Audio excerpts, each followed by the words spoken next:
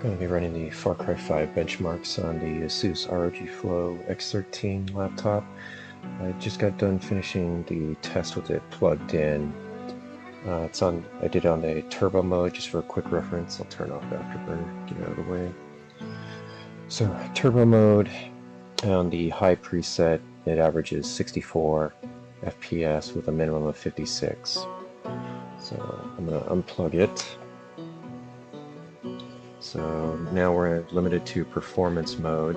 And I'll go back and I'll just show you the settings real quick, just to show you that it was just on the high preset, and also it's on the 16:9 ratio. This is one of the few games that actually displays correctly at 1080p on this laptop screen without stretching it vertically, so that's why I'm running it on that. But it was on the high preset. No VSync, no frame lock, no dynamic resolution. So I'm going to run the test again, same settings, but it's in performance mode now, and it's on battery power only, because battery power will limit it to performance mode. So that last test was on, what you saw on the screen was plugged in, wall power, so this will be the difference on just running on battery power. At the end of the video, I'll have a segment showing you the settings you need to change in Windows and Armory Crate to get the best performance out of battery power. I'll run this test again right now.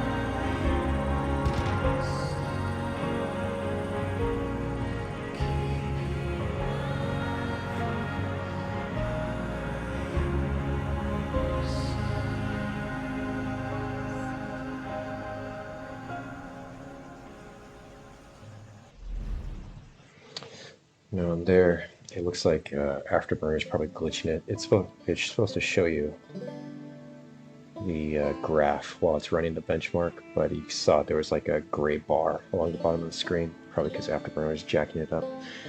But there's the performance hit we're taking on battery power on the high preset, so average of 45, minimum of 39. Now watch when we change it to the normal graphics preset. There's going to be basically no difference, so not changing the resolution of the aspect ratio, just going to switch this to normal, leaving this alone. So normal, going to run the benchmark again.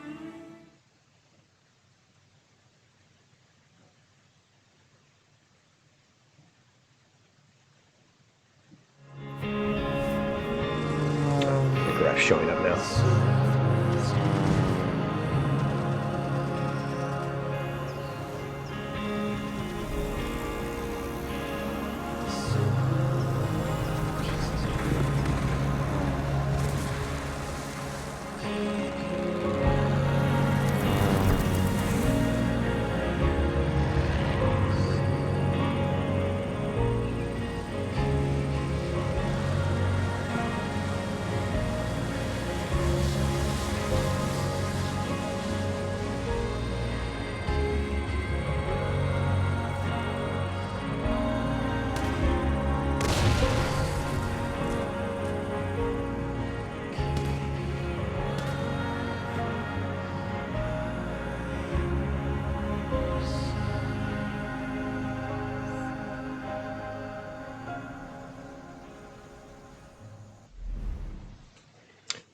And as you can see, there's almost no difference to the average FPS, although the minimum, it looks like it went up. It's just switching it to normal, so it's really not costing you anything at this low power. When you run it plugged in on turbo mode, your CPU package power will not go below 20 watts on this benchmark. and the GPU power will stay around 35 watts on turbo mode plugged in, but you got to give those up if you're running it on battery power in performance mode. And this is a very CPU limited game, and it's not very multi-thread efficient. But again, like I said at the beginning, I'll have a segment coming up right now showing you what Windows settings you need to adjust to get the best performance with battery power on this game. This will be a supplementary segment I'll probably paste in the end of my video edits for this laptop for the ROG Flow X13 with the Ryzen 9 5900HX with the low wattage, basically max Q version of the RTX 3050 Ti. The reason I got this laptop is so I can game on battery power. When you do it on battery power, as you can see, there's no plug jack on here. You only get performance mode is the highest setting you can get.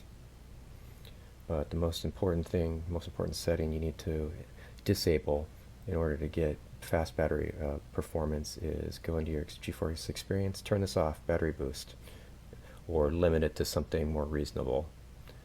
So if you enable it, by default it's going to be 30 FPS, although you can crank it up to 60. So I just turn it off, just for the testing. That'll be the biggest performance enhancer for it. On CPU-Z, it does have dual channel RAM. It is the very fast LPDDR-X RAM, 4266 megahertz. And the reason I'm filming this extra segment with a AverMedia capture box, which will film it in widescreen, is for some reason on the GeForce software I don't have the privacy option down here, so I can capture the desktop at the native resolution. So I'm not sure why that is. I can't figure out how to enable it. But yeah, so the purpose of my uploads will be to show the performance that I can get on battery power, because that's the reason I bought this laptop, is to do some fast gaming just on battery power unplugged, because for plugged in, I've got other laptops that can do it much better.